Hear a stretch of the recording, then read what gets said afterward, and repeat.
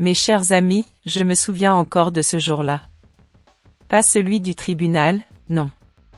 Celui d'avant. J'étais dans la cuisine de notre hôtel particulier, à Neuilly-sur-Seine, le matin, préparant un simple petit déjeuner. Il est entré, Christophe, déjà pressé par les affaires, son costume impeccable. J'avais partagé une idée, une toute petite chose, pour un projet social qui me tenait à cœur. Il avait souri, d'un sourire rapide, presque moqueur, en disant « Tu aimes ces petites choses, n'est-ce pas, Éléonore ? C'est tellement toi. » Sa voix portait une pointe d'indulgence, comme pour une enfant. Je n'ai rien dit. J'ai juste baissé les yeux sur mon café fumant. Ce silence n'était pas de la faiblesse. C'était une observation. Une attente. Je regardais. Je notais. Et je savais que parfois, il faut que le tableau entier s'effondre pour que la vraie couleur des âmes apparaisse. Une cuisine vide, au lever du jour. L'odeur du café froid. C'est là que tout a commencé, bien avant les fracas du monde. Avant de continuer, si vous le souhaitez, abonnez-vous à la chaîne et dites-moi doucement dans les commentaires d'où vous écoutez cette histoire, cela me ferait très plaisir. J'avais 28 ans ce jour-là. Mon ventre, rond, témoignait de 6 mois de grossesse, 6 mois de vie qui grandissaient en moi, et 6 mois d'une autre vie qui s'effondrait. Je me souviens de l'air vif de janvier sur mon visage, mordant, alors que ma voiture s'approchait des imposantes façades du palais de justice. Dehors, les photographes se pressaient déjà. Leurs flashs crépitaient, comme des étoiles froides, annonçant le spectacle à venir. Je sentais la tension monter, une vague qui me serrait la gorge, mais je devais rester calme. Pour moi, pour l'enfant qui reposait en moi. À l'intérieur, c'était un autre monde, une sorte de théâtre ancien. L'odeur du vieux bois ciré, du marbre froid, de l'encre et d'une anxiété palpable emplissait l'air. Les bancs en acajou étaient déjà pleins. Des murmures couraient, des chuchotis aussi acérés que des lames. Tous attendaient. Ils attendaient Christophe Laval, mon époux, ou plutôt, celui qui allait cesser de l'être. Je l'ai vu entrer. Christophe. Il avait ce port altier, cette arrogance qu'il portait comme un costume sur mesure de l'Europiana. Ses boutons de manchette en platine scintillaient sous les lumières pâles. Son avocat, maître Richard Moreau, une silhouette froide et réputée, marchait à ses côtés. Puis, j'ai aperçu Sophie Lambert, assise quelques rangées derrière, habillée avec une élégance provocante. Elle avait ce sourire en coin, comme un défi jeté à la face du monde. Christophe avait toujours eu ce don, celui de remplir une pièce entière de sa seule présence. Aujourd'hui, cette présence était écrasante, pleine d'une certitude de victoire. Puis, la grande porte derrière moi s'est ouverte. L'air s'est épaissi. J'ai avancé, lentement, mais pas mesuré sur le marbre glacé. Je me souviens de chaque seconde. La soie de ma robe de maternité, d'un bleu pastel très doux, caressait ma peau. Mon regard se portait droit devant. Ma main était posée sur le bras de mon père. Antoine Delacroix. Son nom seul résonnait comme un coup de tonnerre dans les sphères du pouvoir parisien. Ce n'était pas un avocat, non. C'était un pilier. Une forteresse. Sa simple présence avait le don de remplir, elle aussi, une pièce, mais d'une manière différente. D'une autorité silencieuse, inébranlable. J'ai regardé Christophe. J'ai vu son masque de confiance s'effondrer. Son visage s'est vidé de toute couleur, son sourire s'est figé. Ses yeux se sont écarquillés, comme s'il venait de voir un fantôme.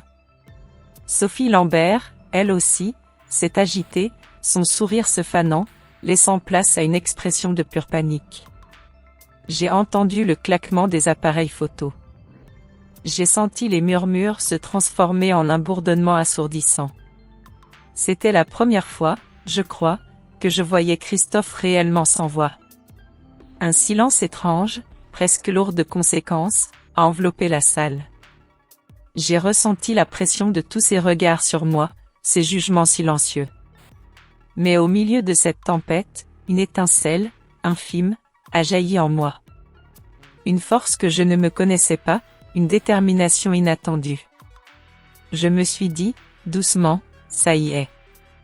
Tout a commencé. Et à cet instant précis, mes pensées sont revenues en arrière. Loin, bien avant ce jour de janvier.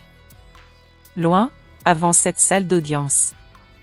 Elles sont revenues au début de cette histoire, au temps où je croyais encore aux contes de fées. Je me revois, bien plus jeune, une fille qui rêvait d'une vie simple, pleine d'amour.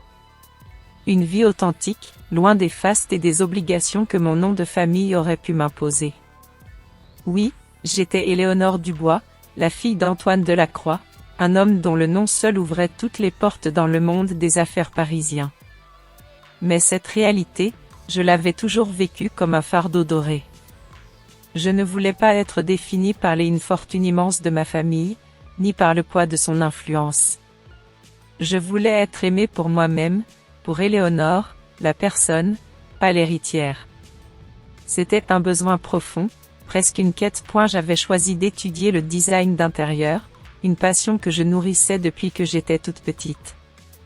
Je passais des heures à esquisser des maisons imaginaires, à agencer des espaces dans ma tête.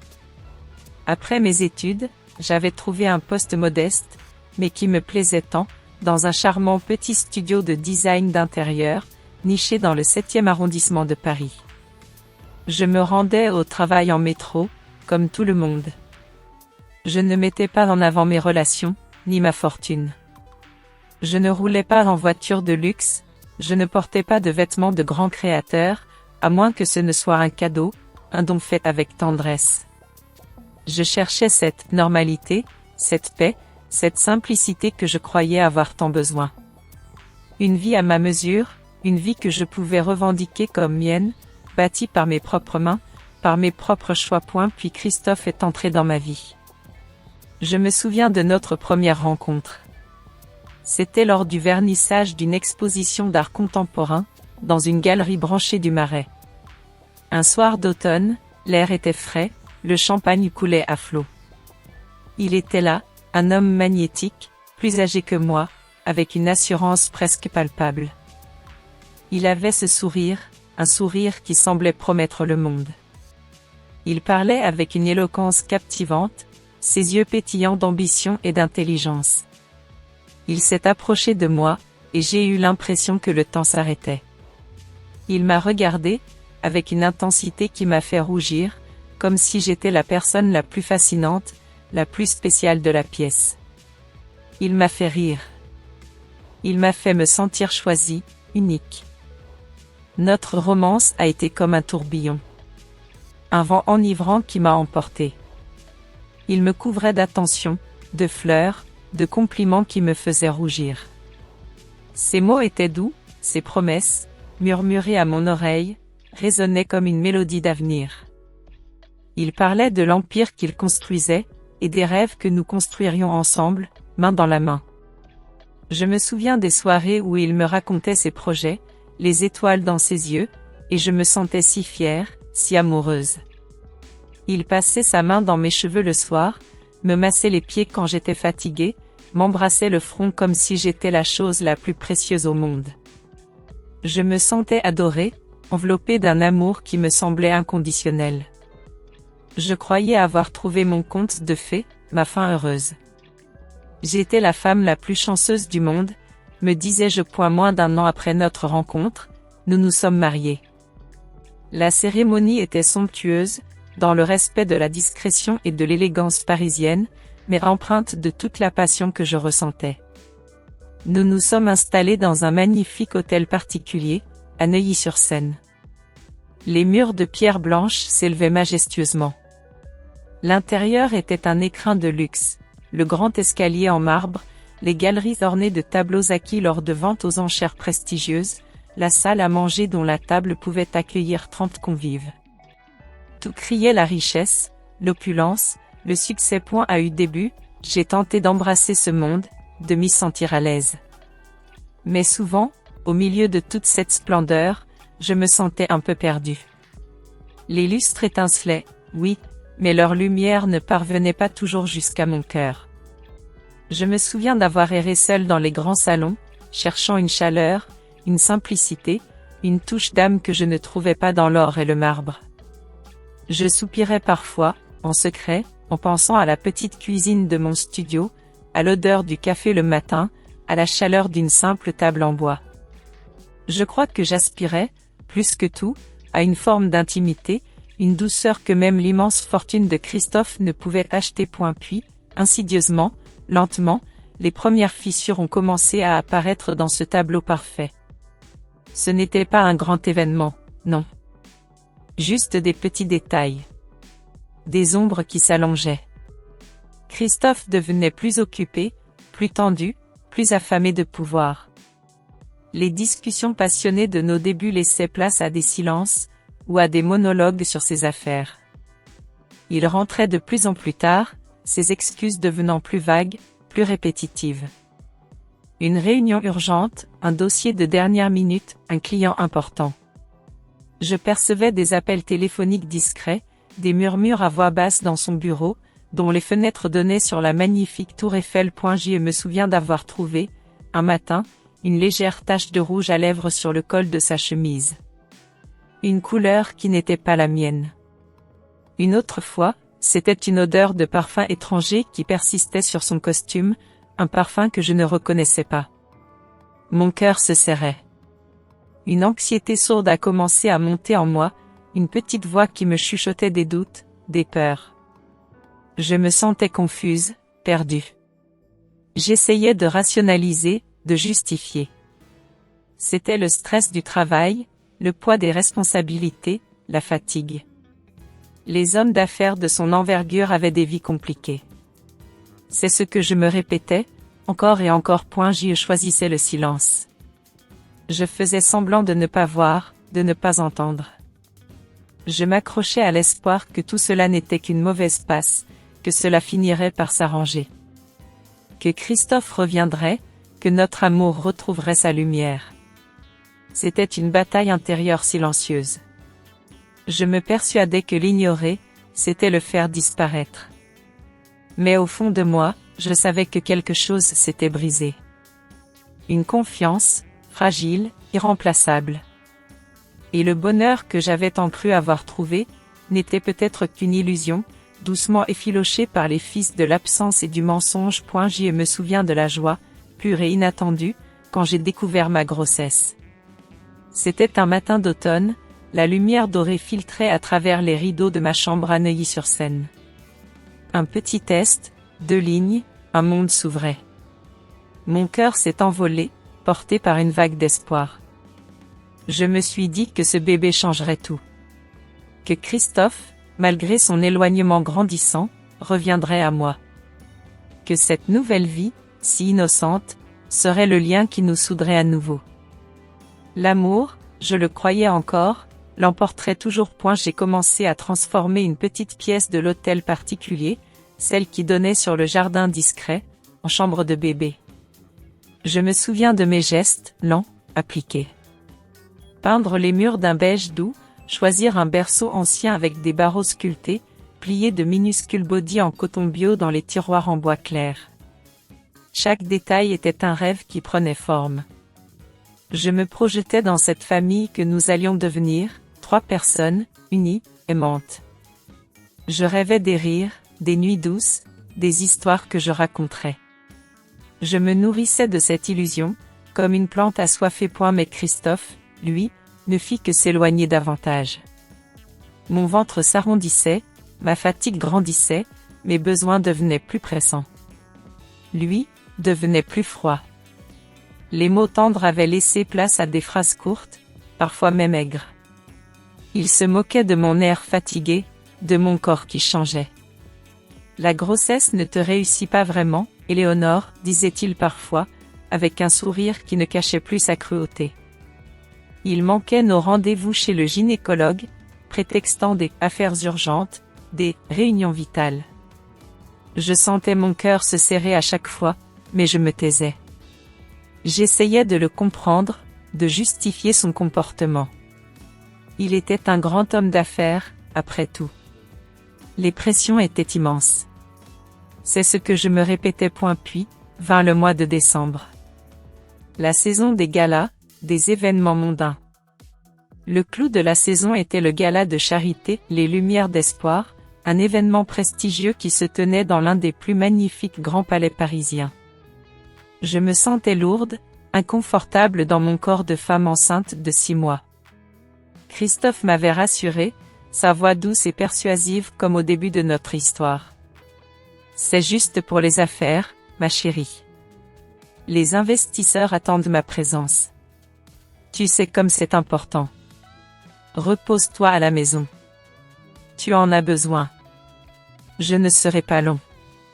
Je l'ai cru. Ou du moins, je voulais le croire désespérément. Je voulais lui donner le bénéfice du doute, m'accrocher à la moindre parcelle d'espoir. Le lendemain matin, le monde a basculé. Je me souviens d'être descendu dans la cuisine, le silence de l'hôtel particulier résonnant autour de moi. La gouvernante avait laissé les journaux sur la table en marbre de l'îlot central. Les titres. Ils étaient partout. Des photos, des gros plans, criards et impitoyables. Christophe, impeccable dans son smoking noir, souriant. Et à son bras, Sophie Lambert. Elle portait une robe d'un bleu saphir éclatant, coupée de façon audacieuse, sa main posée de manière possessive sur le bras de Christophe. Le titre m'a brûlé les yeux, le sang s'est glacé dans mes veines. Christophe Laval et sa nouvelle flamme éblouissent la soirée parisienne. Où est son épouse enceinte? C'était une claque. Un coup de poing en pleine figure. La trahison n'était plus un murmure discret, une ombre rampante dans les recoins de notre vie privée. Elle était publique. Affichée. Drapée de lumière sous les chandeliers étincelants du Grand Palais. Capturée par les flashs des appareils photo. J'ai eu l'impression que le sol se dérobait sous mes pieds. La sénérité de ma maison, de ma vie, s'est transformée en un décor de théâtre, un théâtre de ma propre humiliation. J'ai passé le reste de la journée comme une âme en peine. Chaque regard que je croisais, que ce soit celui de la femme de ménage, du jardinier, ou même du concierge qui me croisait dans l'entrée de Neuilly-sur-Seine, me semblait empreint de pitié, ou pire, de curiosité malsaine. Je me sentais comme une fantôme dans ma propre demeure, invisible et pourtant au centre de tous les regards. C'était ça, le plus terrible. Non pas la douleur de la trahison, non pas l'humiliation d'être trompé, mais cette pitié silencieuse, ces regards qui me transperçaient comme si j'étais une porcelaine fragile, prête à se briser en 1000 morceaux. Ce soir-là, je me suis réfugiée dans la chambre du bébé. J'ai pleuré. En silence. J'ai serré mon ventre, mes mains tremblantes sur cette vie qui grandissait en moi. Je murmurais des excuses à mon enfant, des mots étouffés par les sanglots. Pardon, mon amour.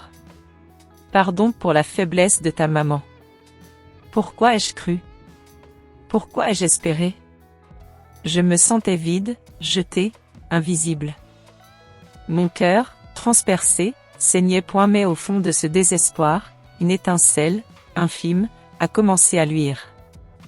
Une colère sourde, froide, a commencé à gronder en moi. Je ne pouvais pas continuer ainsi. Je ne pouvais pas me laisser consumer par cette douleur, par cette honte. Mon enfant avait besoin de moi. Il ne méritait pas de grandir dans l'ombre de la trahison de son père, ni dans l'effacement de sa mère. C'est là que j'ai pris une décision. Non pas avec fracas, mais avec une résolution calme et profonde. Je ne pouvais plus sombrer. Je ne pouvais plus être cette femme passive qui attendait que les choses s'améliorent. J'allais agir. En silence, oui. Avec méthode. J'ai commencé à collecter. Chaque message que j'avais secrètement sauvegardé, chaque photo compromettante dans les magazines, chaque détail des absences de Christophe, de ses dépenses folles. Chaque élément était une preuve. Une arme. Je me suis rendu compte, à ce moment-là, que ce n'était plus seulement une affaire de cœur brisé. C'était une bataille. une bataille que je devais mener. Pour moi. Pour mon enfant. Je me suis souvent posé la question depuis. Dans ces moments où l'on sent que la vie d'une femme ne nous laisse plus rien à quoi nous raccrocher, quand tout semble nous échapper, qu'est-ce qui nous donne la force de continuer? Enfant, j'avais toujours eu ce désir farouche d'indépendance. Fille d'Antoine Delacroix, oui, mon nom de famille résonnait dans les milieux d'affaires de Paris comme un synonyme de puissance et de réussite. Mais moi, je ne voulais pas de cela. Je voulais forger mon propre chemin, être Éléonore, simplement Éléonore. Je rêvais d'une vie, normale, loin des feux des projecteurs, loin de la pression qu'engendrait le nom et la fortune de mon père. C'était une conviction profonde, presque un besoin vital. C'est pourquoi, quand j'ai rencontré Christophe, je n'avais rien dit de mes origines. Je voulais qu'il me voie, moi, pour ce que j'étais, pour mon sourire, pour mes passions, pas pour le poids de mon héritage. Et ma relation avec mon père avait toujours été faite de silence. Un homme occupé, absorbé par son empire, par les chiffres, par les stratégies. Nous n'avions pas ces conversations faciles, ces confidences quotidiennes. Mais derrière son apparence austère, derrière les exigences de son métier, je savais qu'il y avait un amour profond, constant.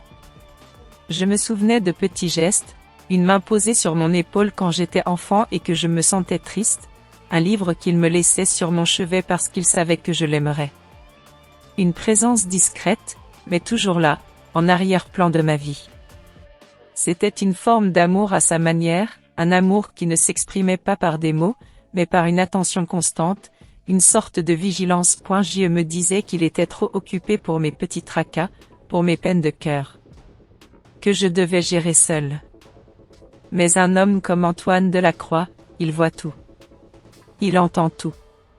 Ses réseaux, ses informateurs, les murmures qui courent dans le tout Paris, et bien sûr, les journaux. Il avait su. Il avait su bien avant que je ne l'admette à moi-même, bien avant que je ne me décide à lui parler. Il savait pour les absences de Christophe, pour Sophie, pour mon chagrin grandissant. Je pouvais le sentir à la façon dont il me regardait. Ses yeux, habituellement si perçants, se posaient sur moi avec une intensité particulière. Il y avait une tristesse en lui, oui, mais aussi cette sorte de TNHLNG Anges, ce silence lourd qui traduisait une colère sourde, contenue, une fureur qu'il ne laisserait pas éclater. Je sentais qu'il veillait, qu'il attendait. Et moi, je luttais. Chaque jour, chaque nuit.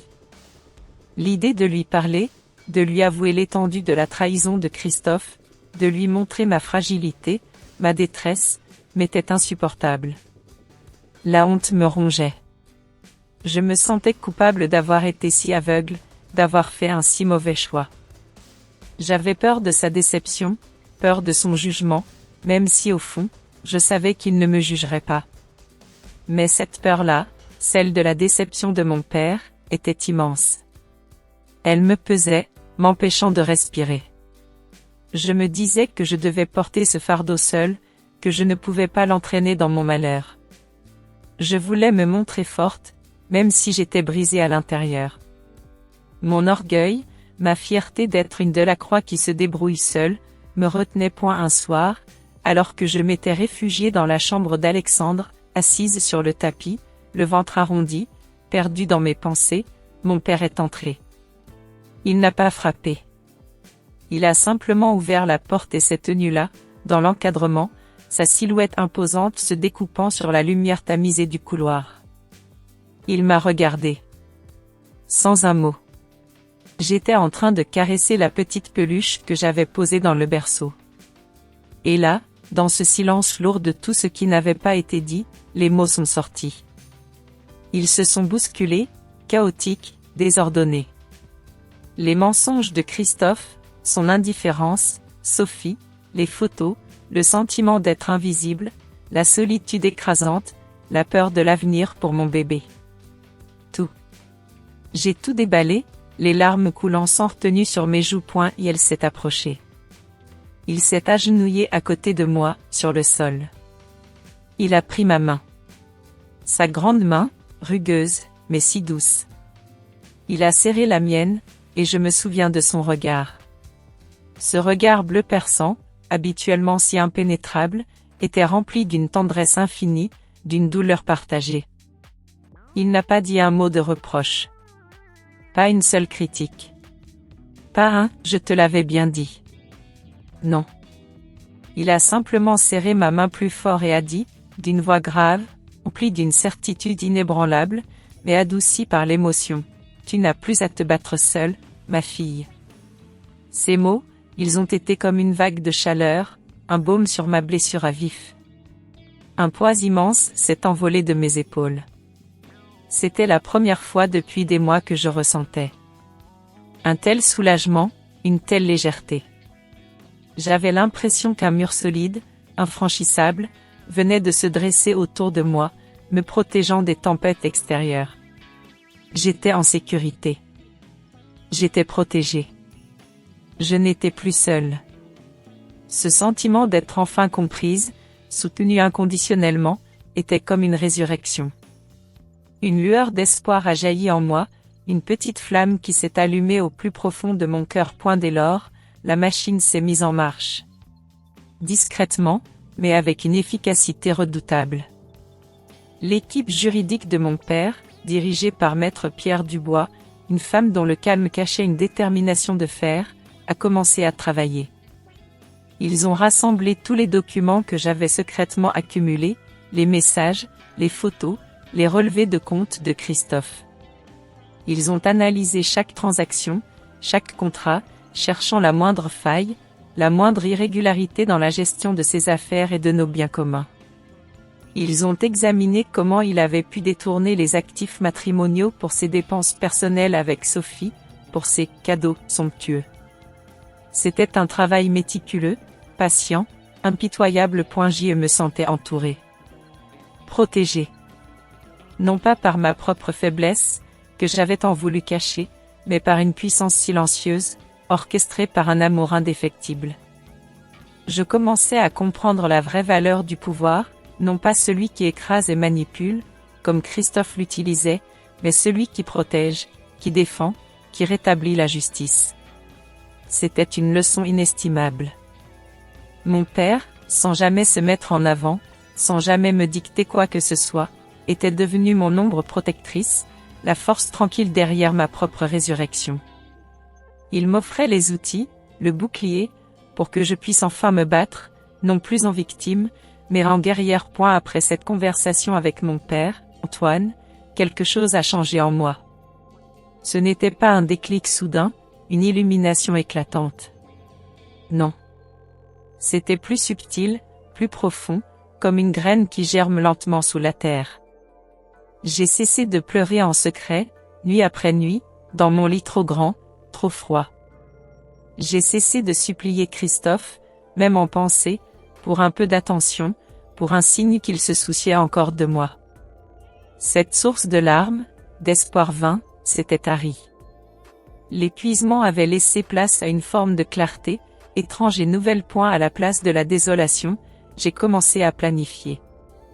Méthodiquement. C'était presque thérapeutique, cette façon de classer, de ranger, d'organiser ce chaos. Je me suis replongé dans l'épreuve de sa trahison. Les messages éphémères que Sophie lui envoyait, ceux que j'avais trouvés sur son téléphone caché, des mots doux, des promesses. Les photos volées de Christophe et d'elle, extraites des magazines, des sites en ligne, où leurs sourires affichés me perforaient le cœur. Chaque image était un coup, mais aussi une confirmation, une pièce du puzzle de ma nouvelle réalité. Il y avait aussi les relevés bancaires, les factures d'hôtel, les reçus de boutiques de luxe. Des dépenses exorbitantes pour Sophie. Je me souvenais de lui me disant qu'il travaillait tard, qu'il était en réunion. En réalité, il était en train de dilapider des sommes considérables, des sommes qui, je le savais, provenaient de nos biens communs, de l'argent construit à deux, pour financer la vie de celle qu'il affichait. Chaque détail documenté était une petite victoire sur ma propre naïveté, une petite pierre que je posais pour bâtir ma forteresse intérieure. C'était un travail long et douloureux, revivre chaque blessure, mais c'était nécessaire. Comme une opération délicate pour extraire l'écharde. J'ai passé des heures avec maître Pierre Dubois, la juriste que mon père avait désignée. C'était une femme d'une trentaine d'années, son regard vif et son allure calme dissimulant une intelligence acérée. Elle était méthodique, posée, et d'une écoute précieuse. Elle m'expliquait chaque terme juridique, chaque étape de la procédure. Elle décortiquait les documents, cherchait les failles, les stratégies.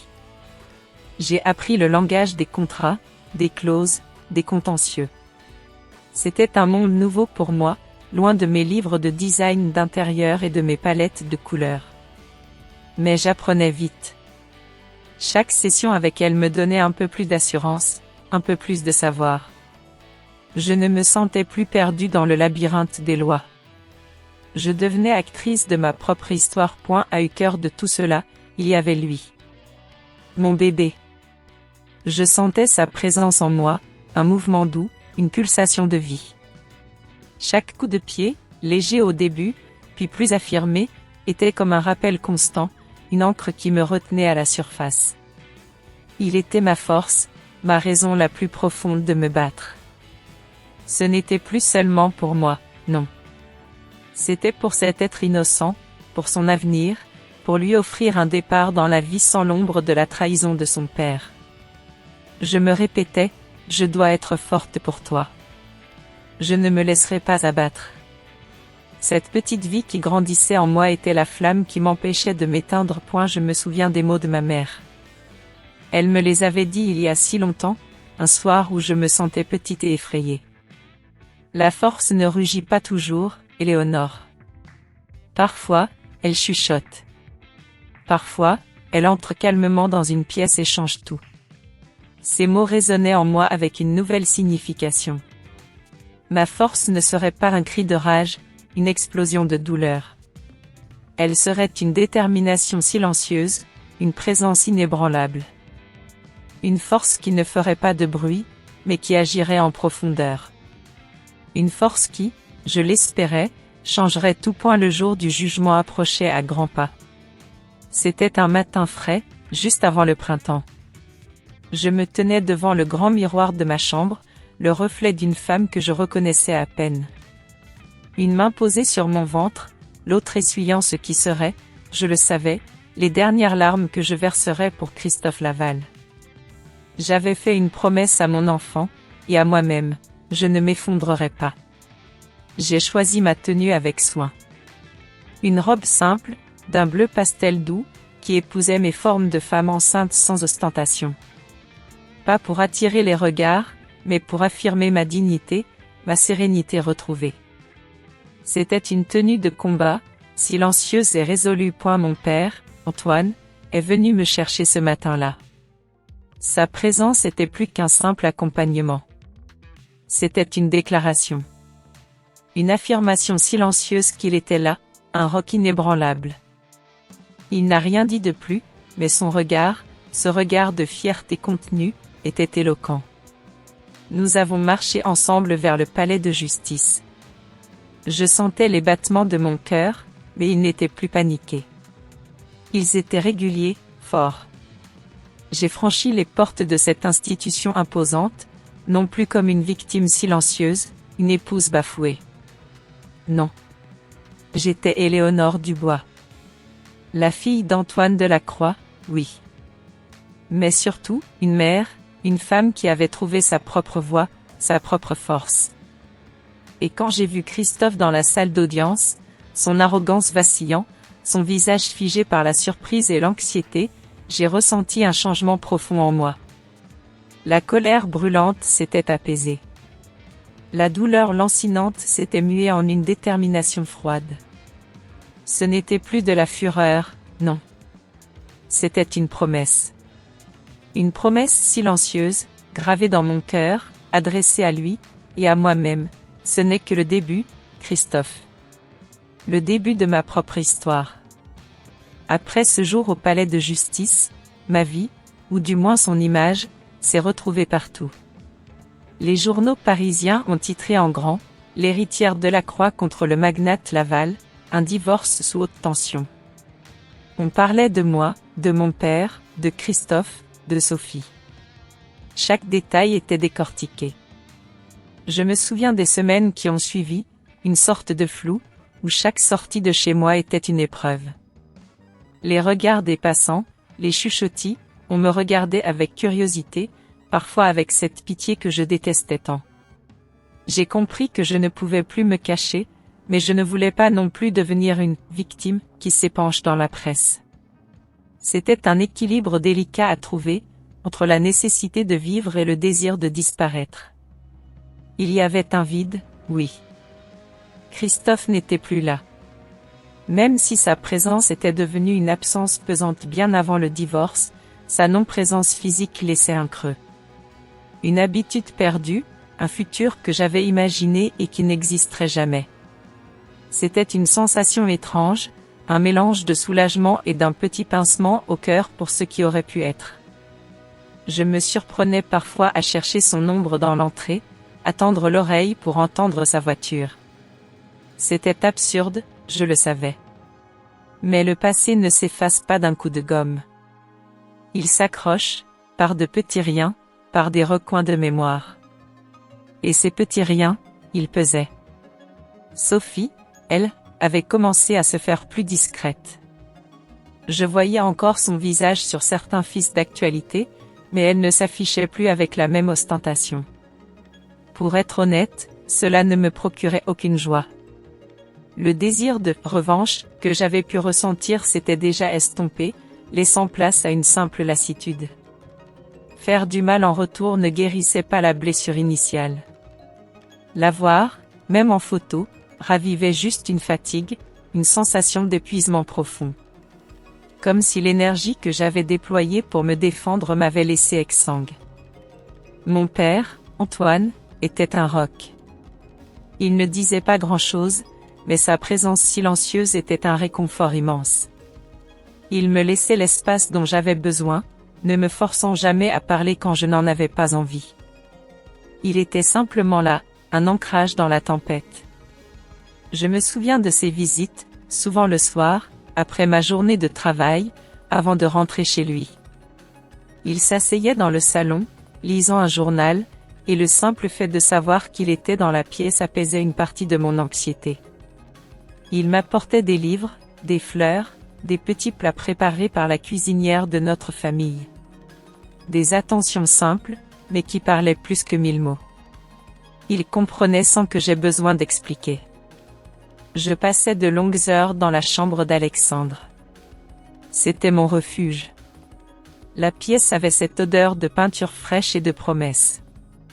Je me souviens d'avoir peint doucement des étoiles au plafond, une par une, avec une concentration presque méditative. Je choisissais les petits draps en coton les plus doux, je pliais ces minuscules vêtements avec une tendresse infinie.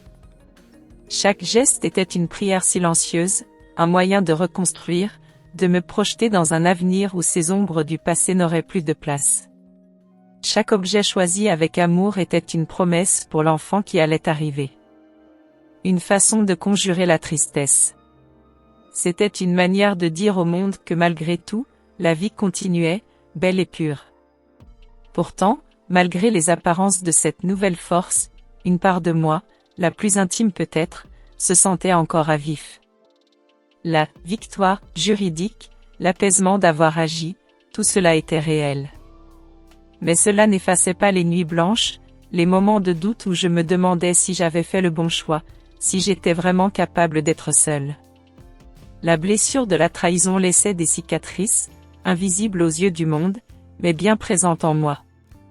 Je portais le poids de ce que j'avais cru, de ce que j'avais investi dans cette relation.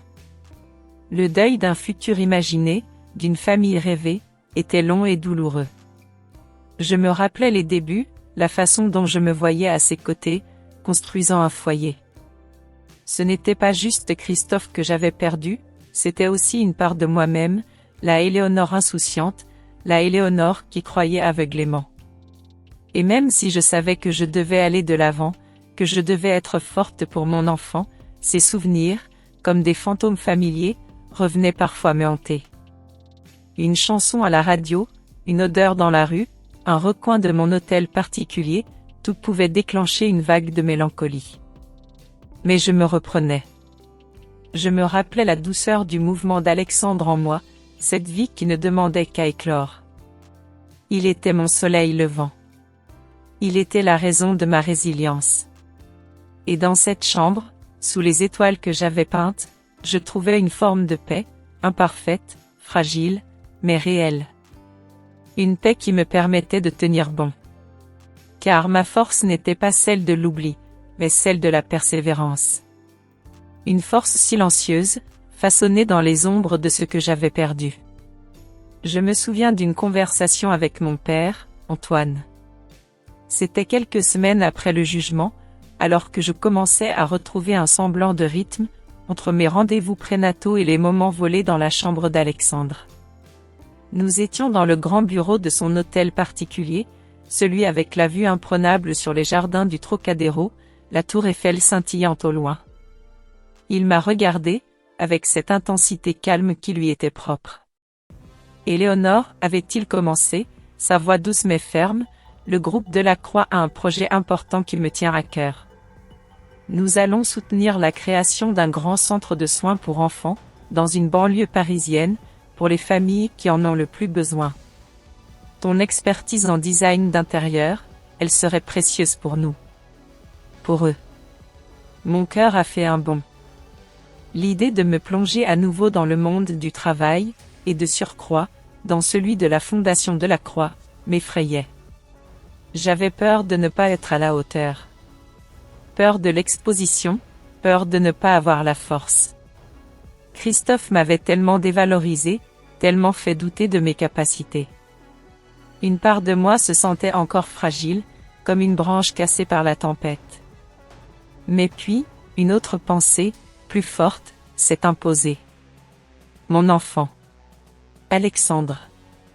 Pour lui, je devais me relever.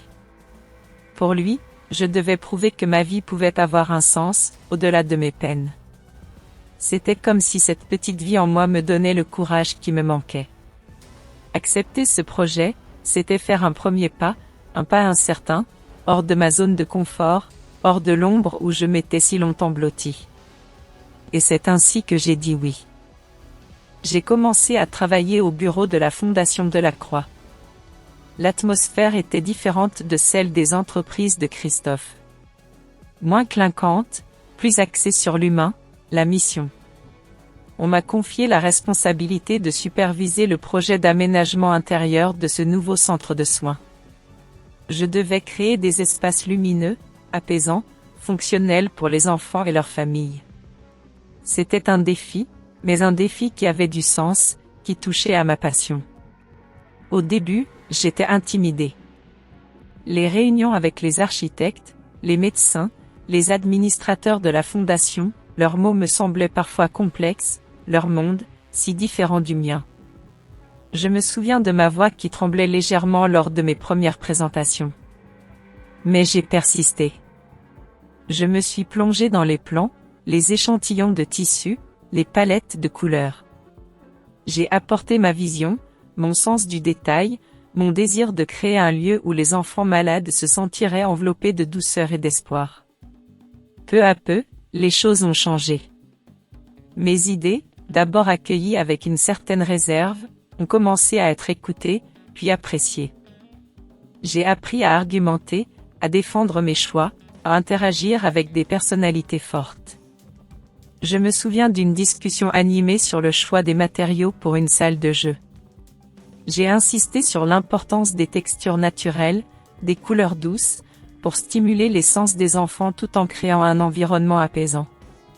Ma proposition, détaillée, documentée, a finalement été acceptée. C'était une petite victoire, mais elle m'a donné confiance. Mes collègues, des professionnels chevronnés qui avaient des années d'expérience dans le domaine social et médical, ont commencé à me regarder différemment. Non plus comme la fille de Monsieur Delacroix, mais comme Éléonore. Une personne avec ses propres idées, sa propre valeur. Mon père, lui, observait de loin. Il ne venait jamais interférer dans mes décisions, me laissait prendre mes marques. Mais je pouvais sentir sa fierté dans son regard, un regard qui en disait long. Je réalisais alors quelque chose de fondamental. Je n'étais plus dans l'ombre de Christophe. Je n'étais pas seulement défini par la richesse de ma famille. J'étais en train de me construire, de me forger une place par mes propres moyens, par mon travail, par mon engagement. Ce n'était pas un travail prestigieux au sens où Christophe l'entendait, avec des millions d'euros brassés et des titres ronflants. C'était un travail qui nourrissait mon âme, qui me donnait le sentiment d'être utile, d'apporter quelque chose de concret au monde. Et cela valait bien plus que tous les chiffres sur un compte en banque. Le chemin était loin d'être simple. Il y avait des jours de doute, des moments où la fatigue me gagnait, où les souvenirs du passé refaisaient surface, comme une ombre tenace. Mais à chaque fois, la pensée d'Alexandre, le léger mouvement dans mon ventre, était mon point d'ancrage. Et la satisfaction que je trouvais dans mon travail était un baume. Elle apaisait les blessures, elle m'aidait à aller de l'avant. Je me sentais plus entière, plus alignée avec la femme que je voulais être. Une douce sensation de paix, mêlée à une joie discrète, s'est installée en moi. C'était une paix imparfaite, oui, car la vie n'est jamais parfaite. Mais elle était sincère. Je la sentais l'enlôler en moi, grandir en même temps que mon enfant. Je pouvais enfin dire que j'étais heureuse.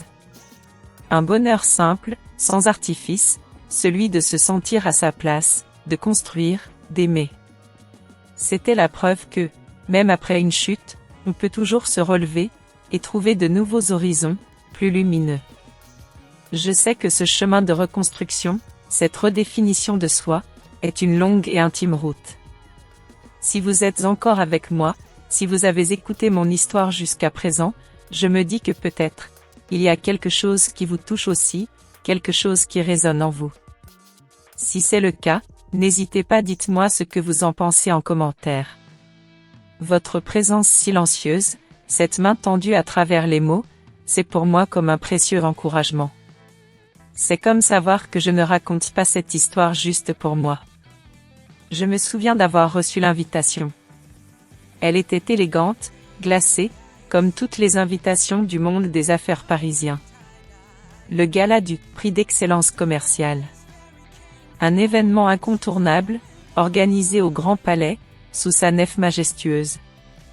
Christophe y était nominé pour être entrepreneur de l'année. Je savais ce que cela représentait pour lui. Une chance de redorer son blason, de prouver au monde qu'il était toujours au sommet, malgré les murmures, malgré le scandale. Il était certain d'y être avec Sophie Lambert, bien sûr. C'était leur terrain de jeu. Mon cœur a serré. Devais-je y aller ? L'idée même me remplissait d'une appréhension palpable. Revoir Christophe, revoir Sophie, affronter tous ces regards qui avaient jadis jugé ma détresse. Une part de moi voulait fuir, se cacher, rester dans la douce intimité de ma bulle reconstruite. Mais une autre voix, plus forte, plus insistante, me chuchotait que je ne pouvais plus reculer. Ce n'était pas pour eux, me disais-je. C'était pour moi. J'en ai parlé à mon père. Il m'a écouté, comme toujours, avec une attention profonde et silencieuse. Puis, il a posé sa main sur la mienne. C'est ton choix, Éléonore, m'avait-il dit, son regard clair dans le mien. Mais si tu décides d'y aller, fais-le pour toi. Pas pour lui.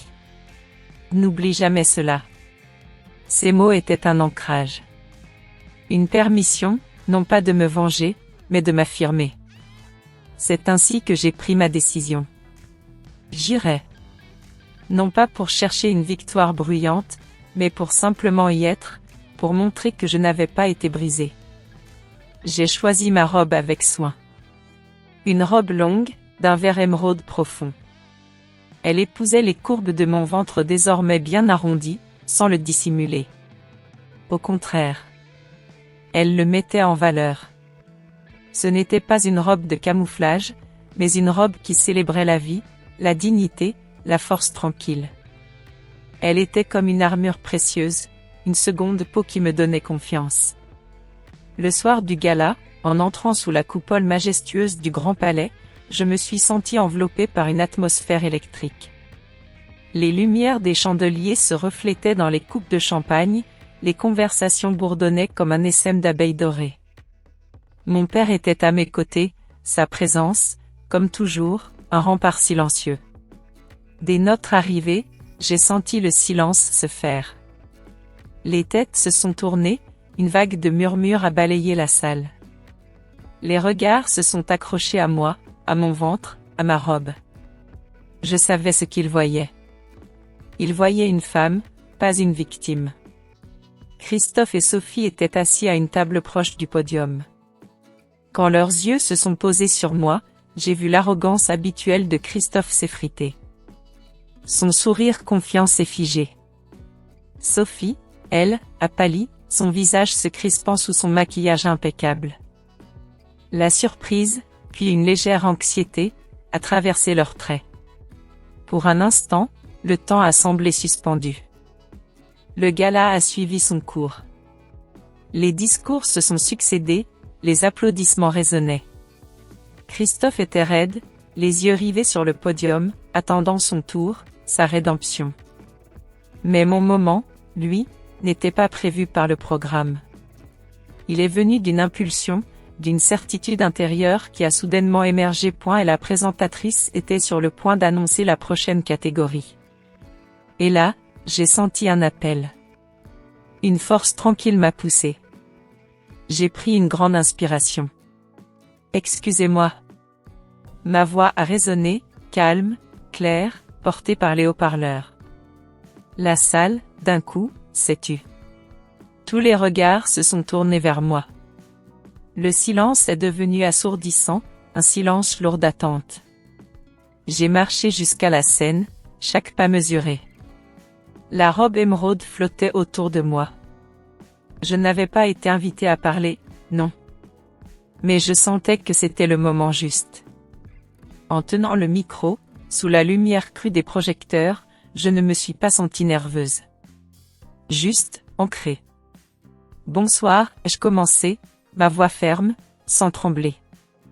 Je n'avais pas prévu de prendre la parole ce soir.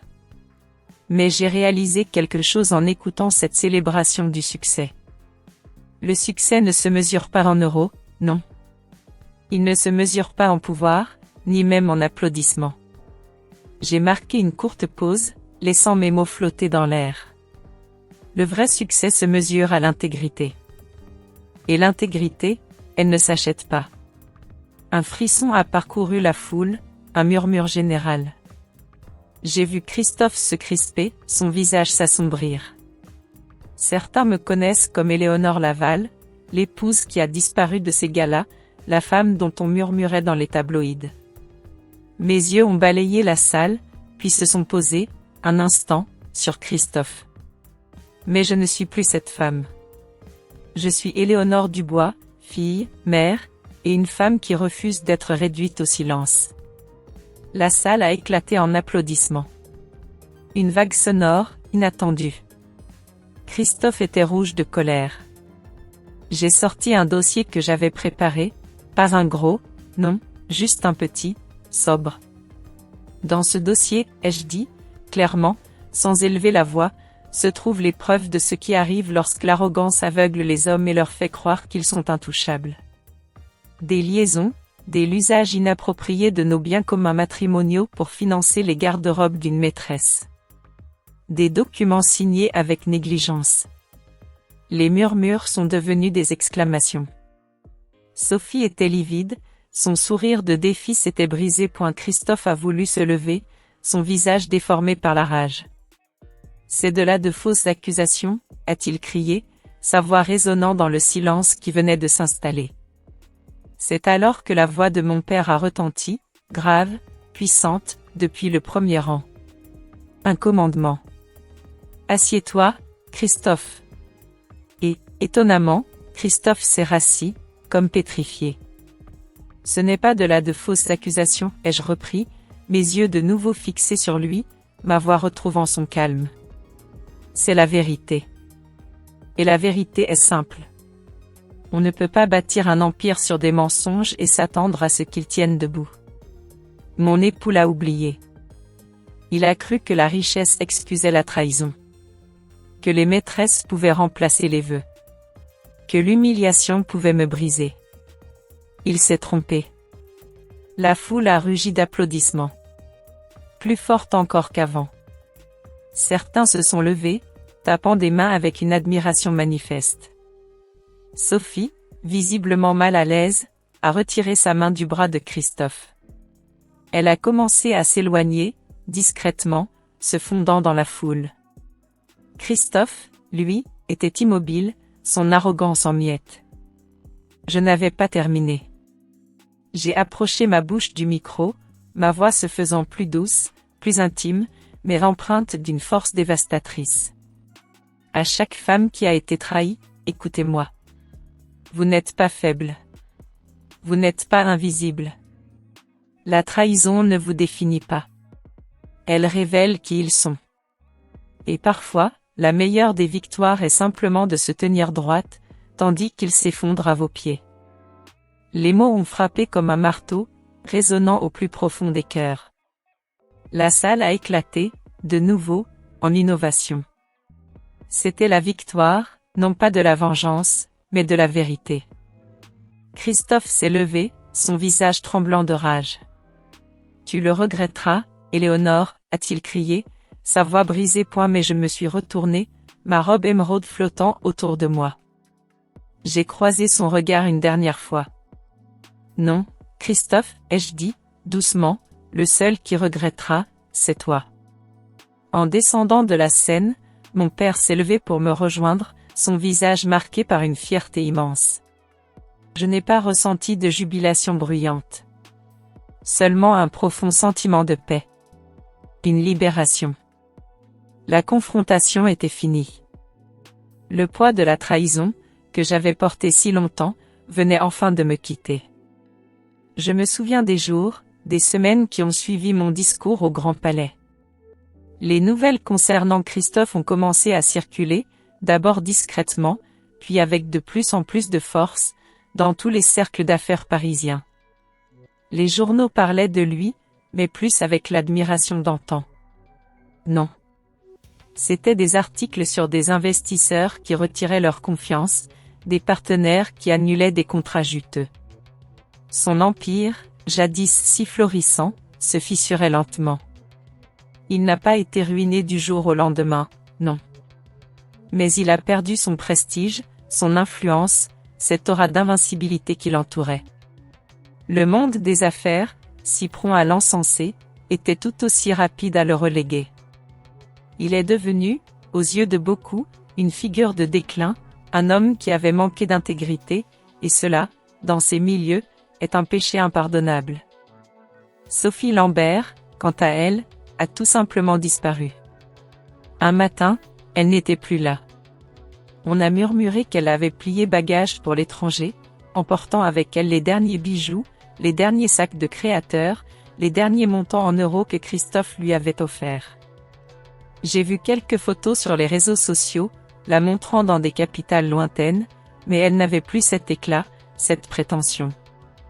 Pour moi, sa disparition n'a été qu'une confirmation silencieuse de la superficialité de leur lien.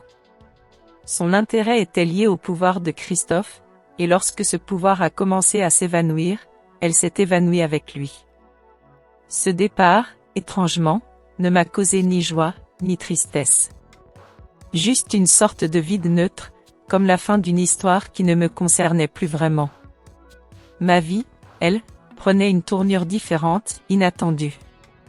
Les mois se sont écoulés, et avec eux, mon ventre s'est fait de plus en plus rond.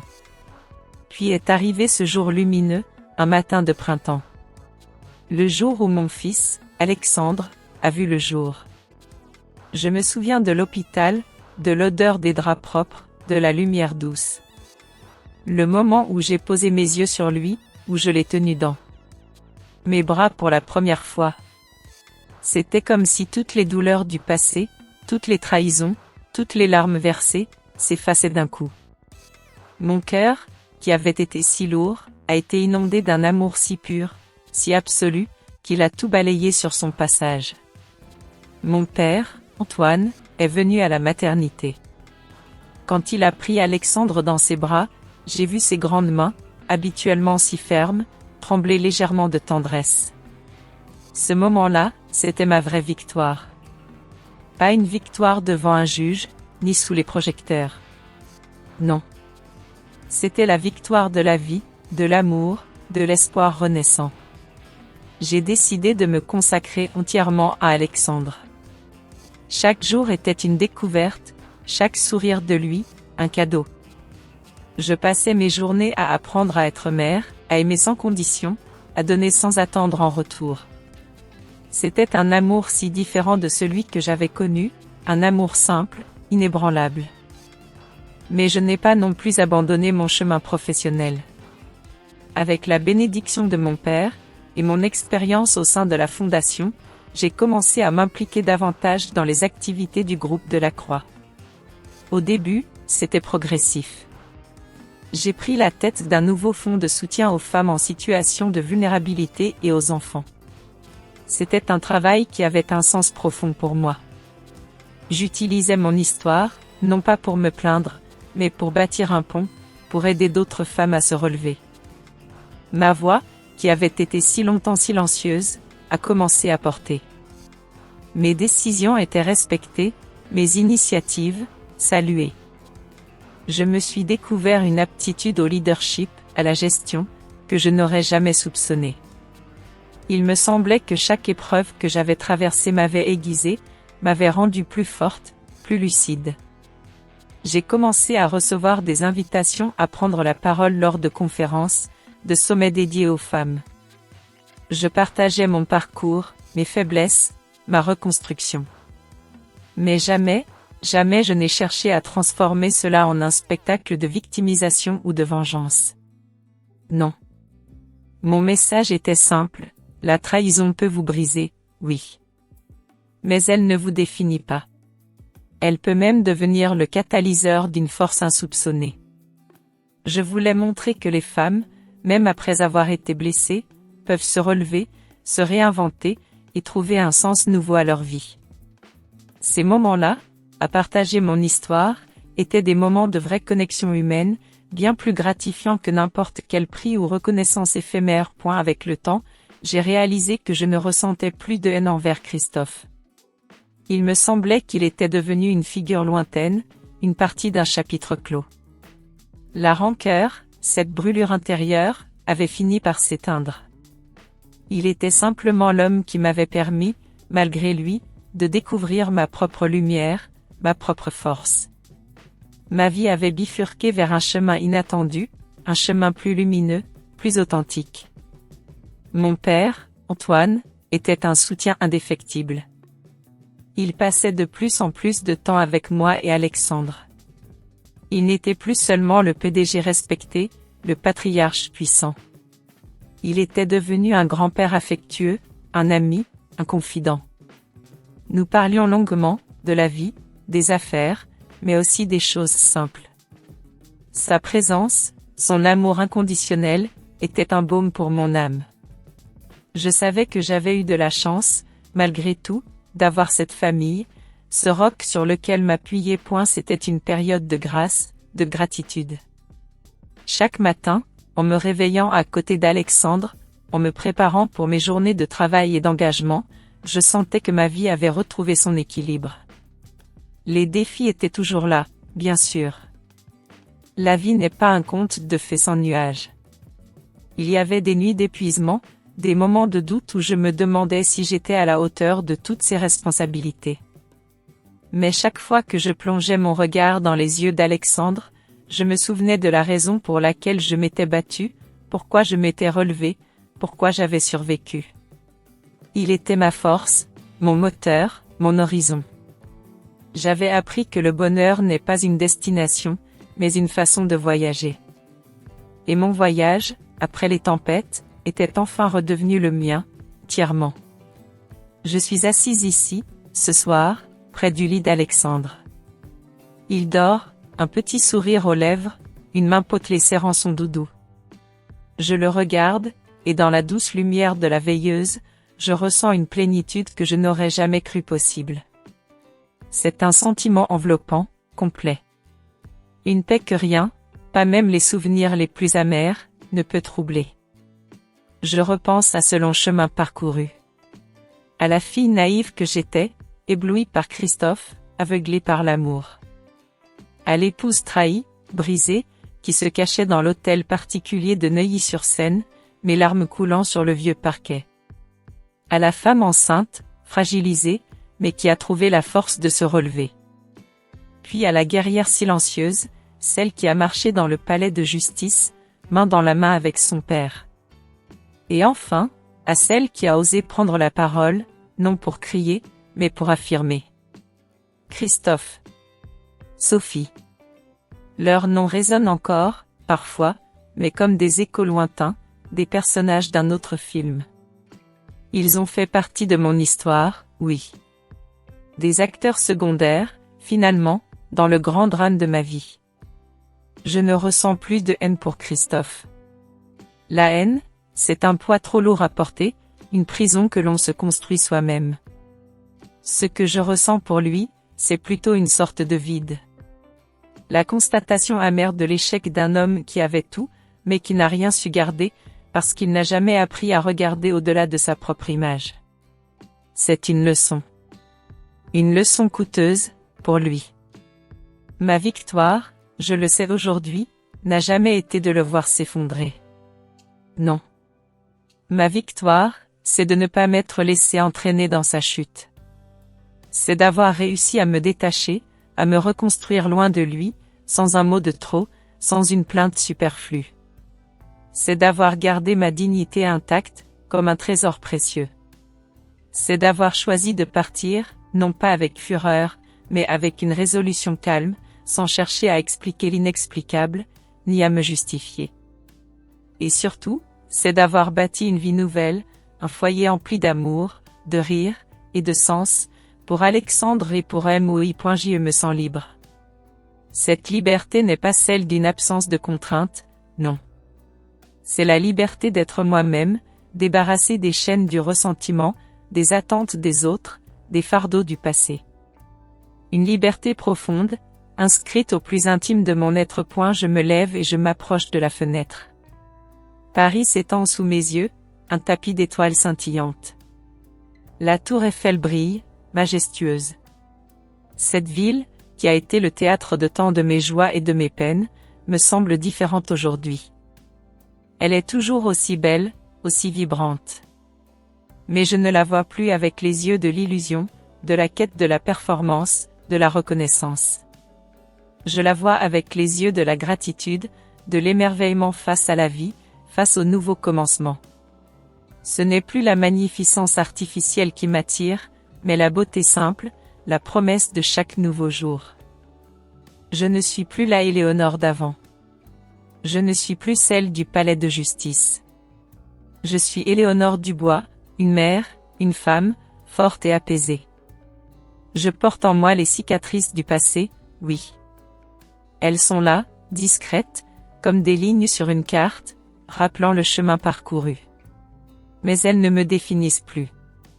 Elles sont le témoignage d'une résilience, d'une capacité à renaître. Et dans le doux murmure de la nuit, je sais que j'ai trouvé le vrai sens de ma vie. Un sens que nul argent, nul pouvoir n'aurait pu m'offrir. Mes chers amis, l'histoire d'Éléonore nous offre plus qu'un simple récit de drame personnel. Elle nous invite à une réflexion plus profonde. Christophe n'a pas échoué parce qu'il manquait de moyens financiers ou de pouvoir, il en avait à profusion. Sa véritable défaite réside dans son incapacité à voir au-delà des apparences, à son jugement superficiel des êtres et de leurs valeurs. Son arrogance l'a aveuglé, lui faisant mépriser celle qui partageait sa vie, la réduisant à un simple accessoire. Les conséquences de cette vanité sont souvent inéluctables. Plus profondément, cette trahison ne révélait pas une quelconque faiblesse chez Éléonore.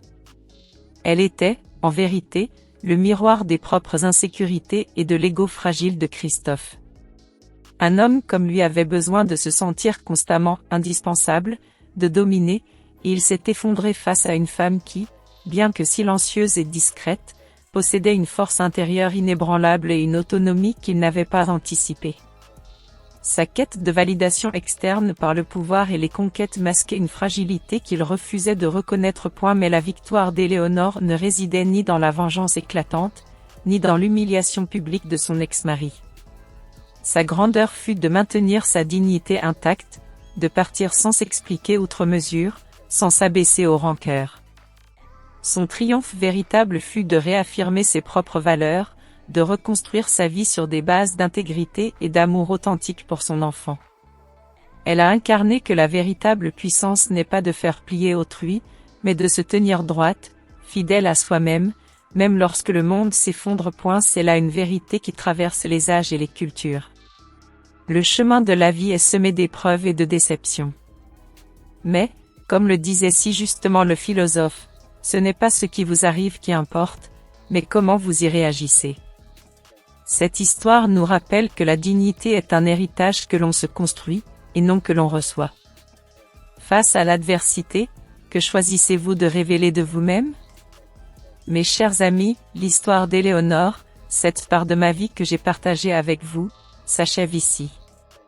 Elle a été un chemin, fait de peines, de doutes, et de découvertes inattendues. Un chemin qui, je l'espère, vous a touché, chacun à votre manière, au plus profond de votre cœur. Chacun de nous, face à l'adversité, trace son propre chemin. Les choix d'Éléonore n'étaient pas simples. Ils étaient empreints de peur, mais aussi d'un courage que seule la vie peut révéler. Je me suis souvent demandé ce que j'aurais fait, avant de comprendre. Il n'y a pas de bonne ou de mauvaise route, seulement des pas que l'on doit oser poser. Peut-être avez-vous déjà vécu une épreuve similaire. Peut-être ces mots ont-ils ravivé un souvenir, une pensée, un sentiment enfoui en vous. Si mon récit a éveillé quelque chose en vous, une étincelle de réflexion, un écho personnel, j'aimerais tant le savoir. Vos confidences, vos partages, sont pour moi d'un précieux réconfort. Pour que ces histoires, ces voix silencieuses de la vie, continuent de résonner, de nous unir, un simple « j'aime » sous cette vidéo, un partage avec une personne qui pourrait avoir besoin de ces mots, ou un abonnement à notre chaîne, La Revanche Silencieuse. C'est un petit geste, je sais. Mais il maintient le fil, ce lien invisible entre nous. Et la vie est un livre immense, n'est-ce pas? Chaque page tourne, mais de nouvelles histoires, de nouvelles leçons, nous attendent toujours. Je vous dis donc à très bientôt, pour un autre récit. D'une autre femme. Avec toute ma tendresse. Cette vidéo est une histoire de fiction inspirée d'expériences de la vie.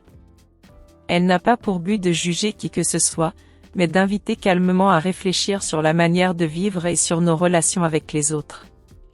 Les personnages, les noms et les lieux n'ont aucun lien avec la réalité et ont été modifiés afin de ne porter préjudice à personne. Puissiez-vous, à travers cette histoire, prendre un instant pour vous souvenir de votre propre vie et des personnes qui vous sont chères.